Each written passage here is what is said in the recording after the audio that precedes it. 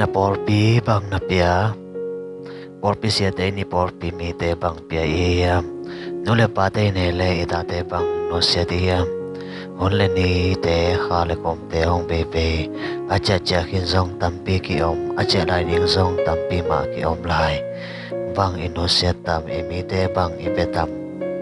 igami le ya ding bang ipiatam ipopi me te music tom tom ki samo che in adai pe ipia hi program le activities tom tom ki samo che in out bang bang o e sake biakin gor pp te ki samhange che in sum tam pp be in biakin pp te ilam hi mi pi lop na ding tu tom tom igen igela mi pi nop sang na ding i han cham hi hong ki khom te in pasien tu azang ding o sang in nop asak ding o i han cham zo pasien lunga kem diam chi sang in ki khom te lunga kem diam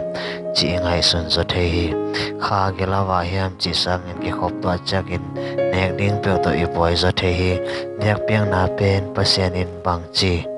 feel hiam chi sang in en bang chi feel chi tu pisak zo thei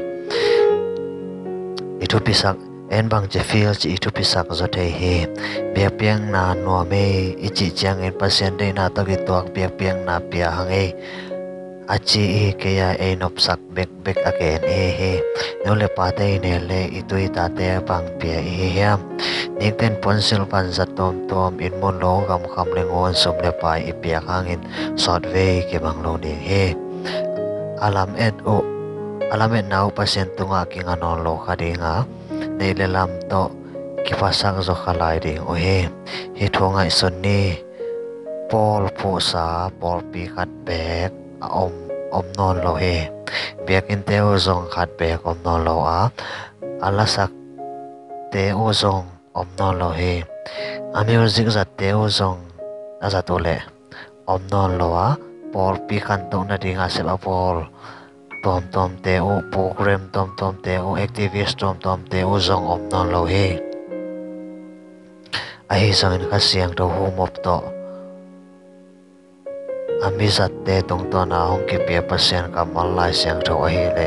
be ngei lo ding he lai siang to pasien kamal ma ki pe tang ni sot ve ki mang het lo ding na tom tom te sangin pasien to ma ki pe ni leitung inon tak songin be ngei lo ding ton tung donga be lo ding he